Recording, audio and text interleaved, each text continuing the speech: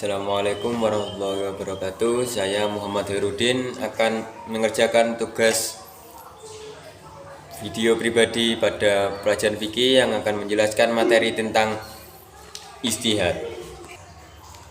Pada materi menganalisis konsep ijtihad, yang nomor pertama yaitu definisi ijtihad.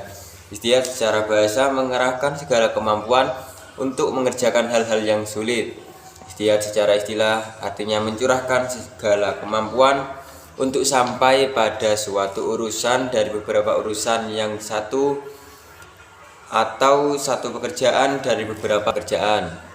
Jadi ijtihad itu melakukan suatu menyelesaikan segala urusan dan segala pekerjaan agar tercurahkan. Setelah itu yang nomor 2 ada dasar dan hukum ijtihad. Dasar dan hukum ijtihad terdapat pada dalil yang dapat dijadikan hujah dalam ijtihad adalah surat An-Nisa ayat 59. Dasar hukum yang nomor kedua yaitu hukum ijtihad. Nomor 1 fardu ain. Jika hanya satu orang faqih atau ahli fikih atau mujtahid yang melakukan.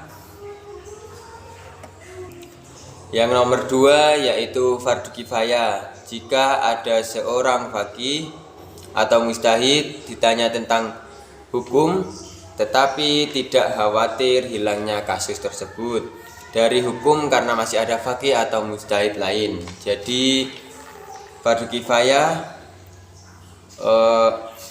seorang faqih yang tidak takut hilangnya kasus tersebut karena masih ada faqih atau mujtahid. Hukum ijtihad yang nomor 3 yaitu sunnah apabila seorang faqih ditanya mengenai hukum dari sebuah kasus yang belum terjadi. Jadi hukum ijtihad bisa menjadi sunnah apabila seorang faqih ditanya mengenai hukum dari sebuah kasus yang belum terjadi.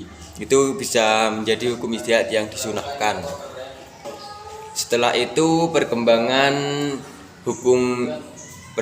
ijtihad. Ijtihad berkembang pada masa tabi'in. Adapun bentuk ijtihad pada masa tabi'in yang nomor pertama, para tabi'in lebih banyak menggunakan ra'yu dibanding menggunakan sunnah. Yang nomor 2, para tabi'in lebih banyak menggunakan hadis atau sunnah dibandingkan penggunaan ra'yu. Setelah itu karena di sini saya menjelaskan tentang ijtihad dan siapa saja orang yang melakukan ijtihad itu adalah orang yang melakukan ijtihad adalah mujtahid. Sini saya akan menjelaskan syarat-syarat menjadi mujtahid untuk melakukan ijtihad.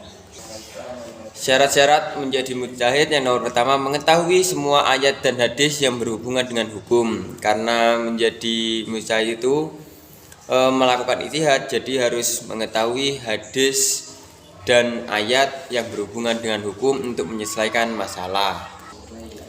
Yang nomor kedua yaitu mengetahui masalah-masalah yang diijma'kan oleh para ahlinya. Jadi para mujtahid harus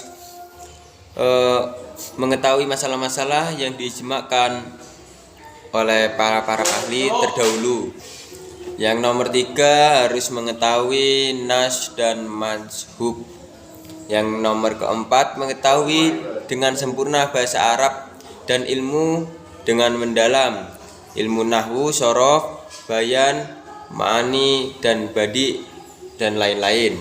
Jadi para mujtahid itu harus fasih dan sempurna bahasa Arab dan dalam ilmu-ilmu tersebut.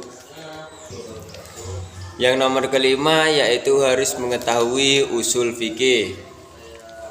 Para mujtahid harus paham tentang fikih dan usul fikih karena itu adalah syarat untuk menjadi mujtahid.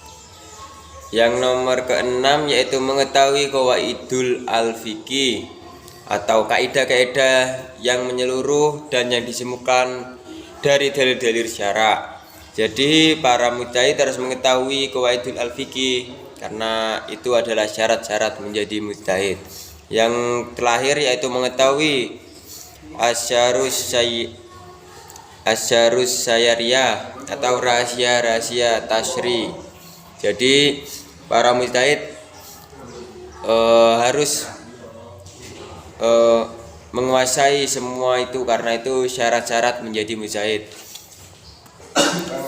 Sekian pembahasan dari saya, kurang lebihnya mohon maaf yang sebesar-besarnya.